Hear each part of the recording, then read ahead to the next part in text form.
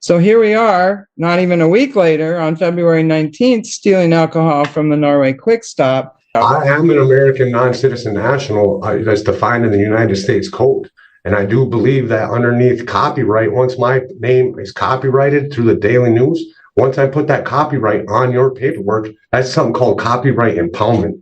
That means that under Erie Railroad versus Tompkins, the fictitious entity under due process of law does not apply to my sui juris living being. You know, I don't understand how I can tell you that I'm an American national and you can hold me in a county jail under bond. Especially today, when I was arrested on a larceny under $200, somebody changed case prefixes and the warrant got dropped to a misdemeanor. And now you're still going to illegally hold me in a county jail under bond? All right, guys.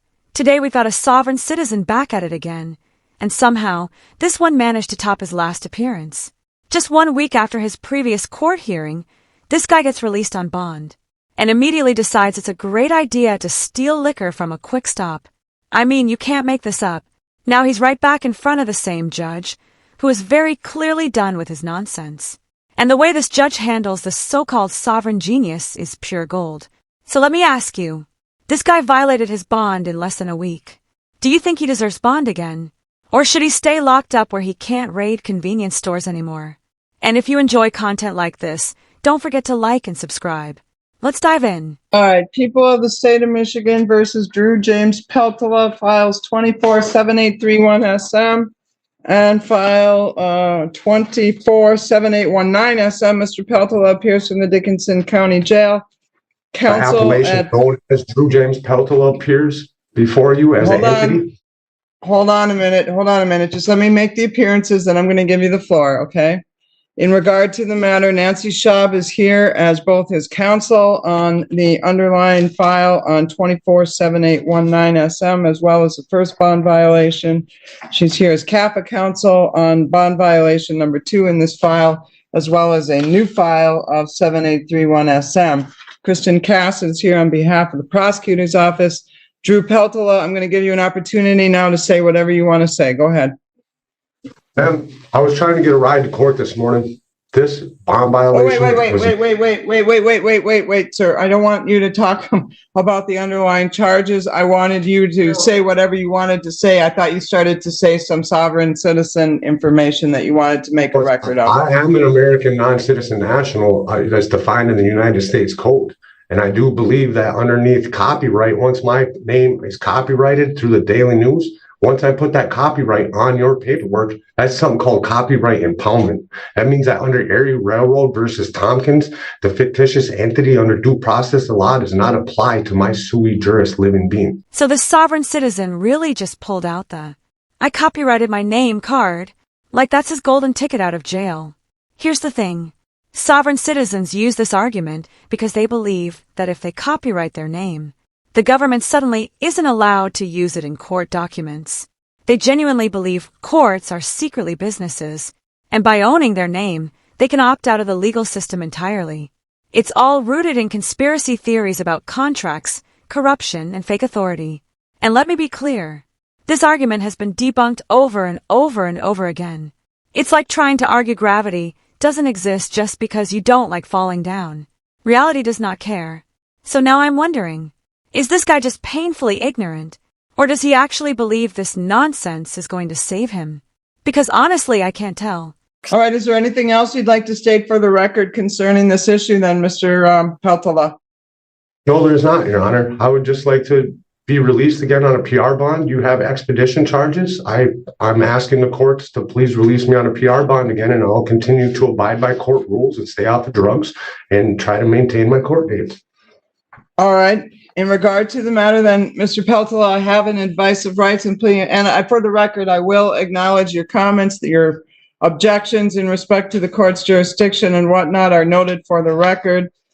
All right. Concerning the matter, then, I have some concerns regarding Mr. Peltola. He seems to be on a spiral. This started with a disorderly drunk on February 4th in a public place. I saw him on February 5th. I set his bond terms. I saw him back on February 12th, with a .236 on a preliminary breath test. I set bond at that time, on the bond violation and the underlying. And the reason I told him then that I was going to give him the break is that normally I see people in between, they get arraigned, I give them the warning, and then they come back on a bond violation. He had not had the warning in between because he violated his bond so quickly that I saw him all at once. So I told Mr. Peltola at that time that I would set the bond at a 1,000 PR, but understand that if he came back again, he would leave me no opportunity or new choice. So here we are, not even a week later, on February 19th, stealing alcohol from the Norway Quick Stop, involving another bond violation as well as a new underlying charge that I'm free to assume is true for purposes of setting bond. So for purposes of setting bond today, then, for the following reasons, and in regard to his Wisconsin matters, very serious matters, he's got 2 felonies pending in Brown County from 2023. The first one alleges possession of narcotic drugs, a felony, possession of a controlled substance on or near certain places with a modifier, carrying a concealed knife, possession of drug paraphernalia. That case has been pending through for quite some time. And he has a court date for a status conference scheduled for February 26th at 11 a.m. Then, so the date of this offense was filing date of 2/10 of 2023. He's got a filing date of March 15th of 2023 in Brown County. Another felony alleging bail jumping as well as possession of drug paraphernalia. Likewise, that has a court date at the same date and the same time as the other pending felony. I think that is part of the other pending felony. They charge it as a separate offense, but It's a separate case. Total separate case, total separate charges, total separate bond, total separate court dates. This is file 23 CF 448. The first one is 23 CF 240. So in respect to the matter, my point being for purposes of setting bond, Mr. Peltola has some substance abuse issues going on. He's got numerous cases pending in Wisconsin as well as now here. In regard to the matter, Mr. Peltola, I'm going to direct you to talk to your lawyer. I'm setting bond concerning the new theft case. Then the conditions are going to be as follows. Mr. Peltola may not enter into the Norway Quick Stop as a condition of his release. He is not to purchase, possess, or consume alcohol or non-prescribed controlled substances. Mr. Peltola is subject to random PBTs and drug screens. Mr. Peltola may not go in any businesses that sell alcohol for use inside, such as bars and taverns.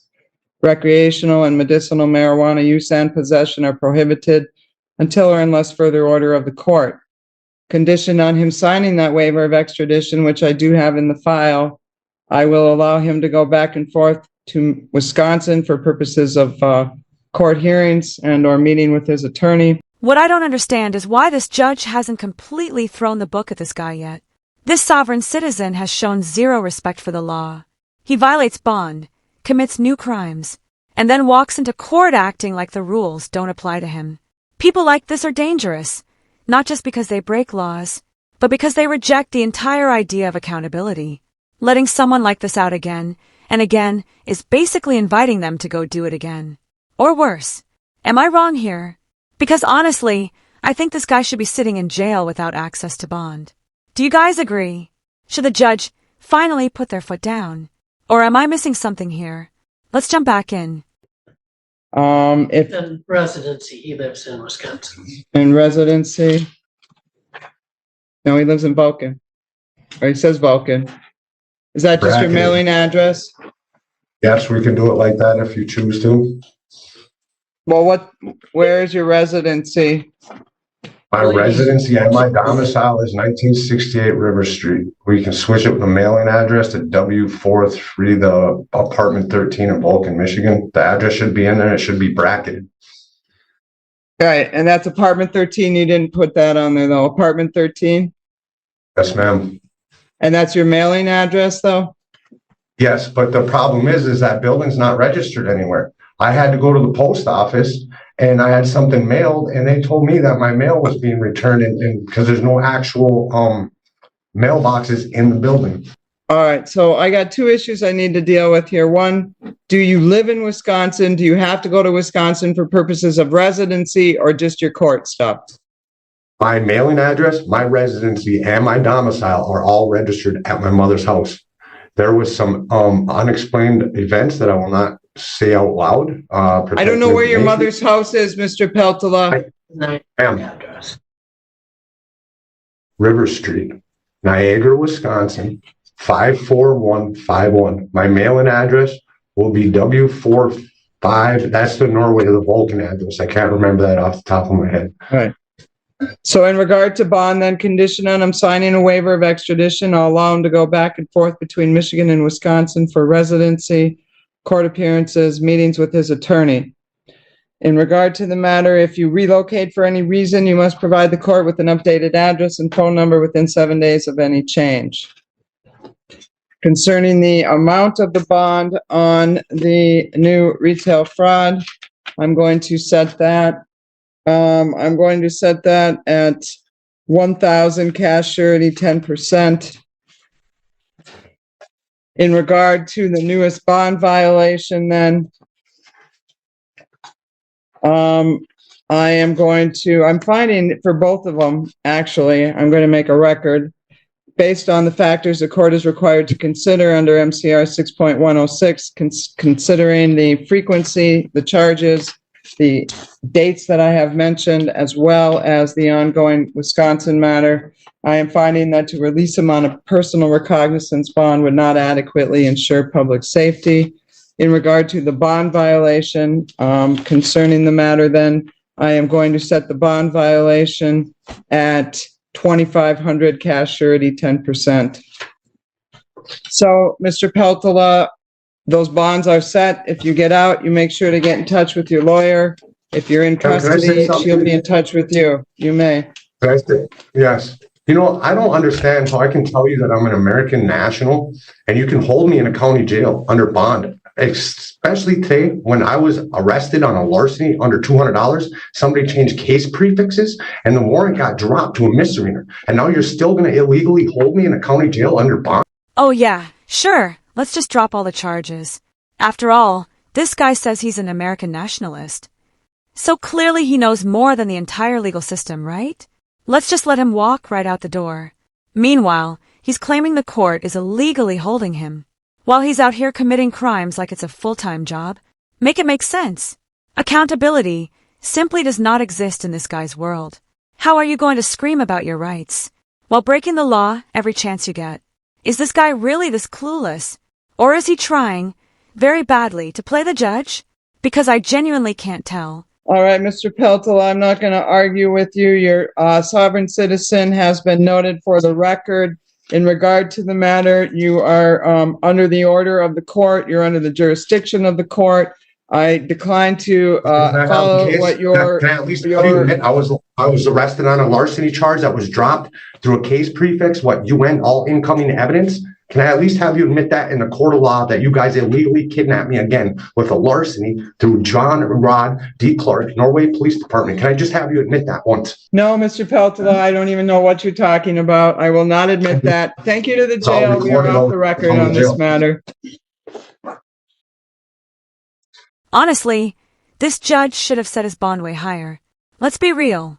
Does anyone actually believe this guy won't post bond and be right back out causing chaos? Am I wrong for thinking he should sit in jail a little longer? Because this guy has shown zero self-control and zero accountability. It's wild to think someone who's committing crimes and shouting conspiracy theories could just be walking the streets again. It's like handing a match to someone who already burned down a house. Why take that risk? At the end of the day, it's not just about the crimes. It's about the message this sends. When someone keeps getting released and doesn't even pretend to follow the rules, the system starts to look like a joke. And I guarantee you, this guy knows it. I get that there's a balance between fairness and public safety, but in cases like this, you have to ask if we're tipping too far in the wrong direction. Let me know what you guys think. Should this guy be sitting in jail longer? Or am I being too harsh here? Alright guys, I'm going to wrap it up. If you enjoyed this court clip, don't forget to like and subscribe. It really helps the channel. Drop your thoughts in the comments. I'd love to hear your takes. As always, Thank you so much for watching. I really appreciate it. Take care.